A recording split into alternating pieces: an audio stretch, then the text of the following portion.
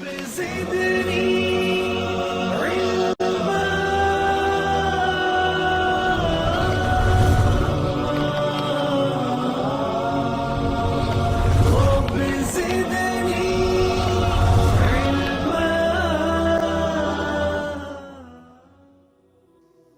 شہر میں دو میاں بیوی رہتے تھے جو نہایت محتاج اور غریب تھے، مگر دیندار اور دولت صبر و شکر کے تاجدار تھے۔ ہر حال میں اللہ تبارک و تعالی کا شکر بجا لاتے۔ ایک مرتبہ ایسا ہوا جب چند روز تک کچھ کھانے کو میسر نہ آیا تو خاوند نے اپنی بیوی سے کہا، 2-3 دن سے ہمارے گھر میں آگ تک نہیں جلی، ایسا نہ ہو کہ ہمارے ہمسایوں کو ہمارا یہ حال معلوم ہو کر ملال ہو اور ہم ان کی نظروں میں حقیر معلوم ہونے لگے، لہذا مناسب معلوم ہوتا ہے کہ تم تنور میں آگ جلا دو تاکہ ہمسایوں کی یہ بدگمانی دور ہی رہے۔ یہ سن کر اس نیک سیرت بیوی نے ایسا ہی کیا۔ اس نے تنور میں آگ جلا دی اور آ کر اپنے خاوند کے پاس بیٹھ گئی۔ تنور سے دھواں اٹھتا دیکھ کر کوئی پڑوسن آگ لینے آئی، کیا دیکھتی ہے کہ سارا تنور روٹیوں سے بھرپور ہے۔ یہ دیکھ کر اس نے اس نیک سیرت بیوی کو آواز دی کہ اللہ کی بندی، تنور میں روٹی لگا کر ایسی بے خبر ہو گئی کہ پھر خبر بھی نہ لی۔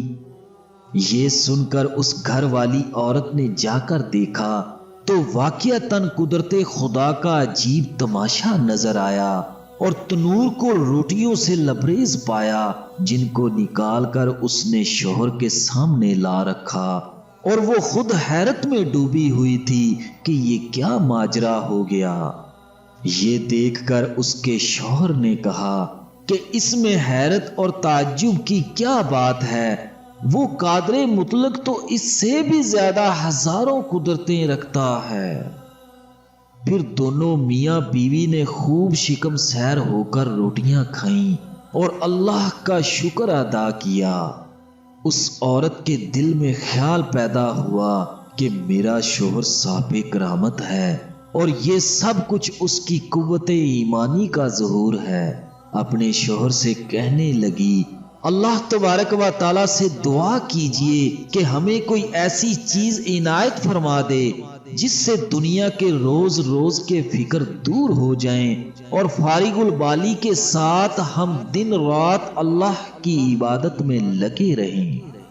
شوہر نے اپنی بیوی سے کہا، وہ ہمارے سب حال سے واقف ہے اور جو اس کے نزدیک بہتر ہوتا ہے اپنے بندوں کے ساتھ وہی کرتا ہے، اور اس میں عرض و معروض کی کیا حاجت ہے۔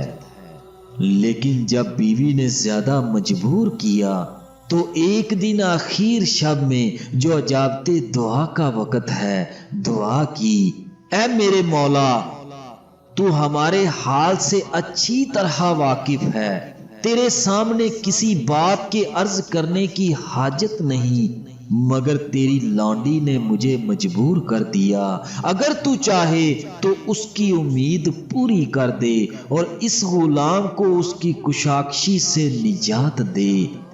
چنانچہ اس کی دعا پر ایک طاق سے کوئی ہاتھ باہر نکلا جس میں ایسا روشن موتی تھا جس سے تمام گھر روشن ہو گیا، پھر وہ ہاتھ موتی رکھ کر غائب ہو گیا۔ یہ دیکھ کر شوہر نے بیوی کو جگانا چاہا کہ اے اللہ کی بندی، جلدی اٹھ، اللہ نے تیرے دل کی مراد پوری کر دی۔ یہ سن کر وہ عورت جھنجھلاتی ہوئی بیدار ہوئی کہ مجھ کو کیوں جگایا، میں تو ایک لطیف خواب دیکھ رہی تھی کہ جنت ہر طرح سے سجی ہوئی ہے اور اس میں ایک نہایت عمدہ مکان زر و جواہرات سے بنا ہوا اس قدر مزین اور روشن ہے جو آفتاب عالم تاب کو شرماتا ہے۔ اس کی زرق برق دیکھ کر میں کھوئی ہوئی تھی۔ جب کچھ ہوش آنے پر میں نے پوچھا، یہ عالی شان مکان کس خوش نصیب کو ملے گا؟ تو جواب ملا، تم دونوں میاں بیوی کے لیے ہے۔ یہ سن کر میری خوشی کی انتہا نہ رہی۔ پھر کیا دیکھتی ہوں کہ ایک روشن موتی اس مکان سے گم ہو گیا اور مکان بدنما اور بدزیبا معلوم ہونے لگا۔ میں نے پوچھا یہ کیا ہوا؟ جواب ملا کہ وہ روشن موتی جس سے تیرا مکان روشن تھا، تیری خواہش کے مطابق دنیا میں چلا گیا۔ جس قدر تو دنیا میں راحت و آرام اور رونق و آسودگی چاہے گی، اسی قدر یہاں کی راحتوں میں کمی آ جائے گی۔ یہ سن کر میں بدحواس ہو گئی اور دنیا کی لذت و آرام سے بے نیاز میں ایک کشمکش میں تھی کہ تم نے مجھے جگا دیا۔ لہذا اب اللہ تبارک و تعالی سے پھر دعا کیجئے کہ یہ روشن موتی جہاں سے گم ہوا ہے پھر اپنے مقام پر چلا جائے، کیونکہ دنیا کی راحتیں بے ثبات پر باقی مکان کو ناقص بنا دینا سخت حماقت ہے۔ چنانچہ اس کے شوہر نے پھر کمال و گریہ و زاری سے عرض کیا، اے خداوند کریم، تو بڑا رحیم و حکیم ہے۔ تو نے اپنی لونڈی کو جنت کی لذتوں کا مزہ چکھا کر دنیاوی لذتوں سے نجات دی اور اس طرح ایک مخالف کو موافق بنا دیا۔ میں تیری اس عنایت کا کس زبان اور دل سے شکر ادا کر سکتا ہوں؟ ابھی وہ دعا مانگ ہی رہا تھا کہ اچانک اسی طاق سے پھر ایک ہاتھ ظاہر ہوا اور اس روشن موتی کو اٹھا کر غائب ہو گیا۔ سبحان اللہ۔ ناظرین گرامی، اللہ کی کیا عجیب قدرت ہے کہ اپنے فرما بردار بندوں کو دنیا ہی میں جنت کے دیدار سے مشرف فرما دیتا ہے۔ اللہ تبارک و تعالی ہم سب کو اس واقعہ سے سبق حاصل کر کے آخرت کی تیاری کرنے کی توفیق عطا فرمائے۔ آمین یا رب العالمین۔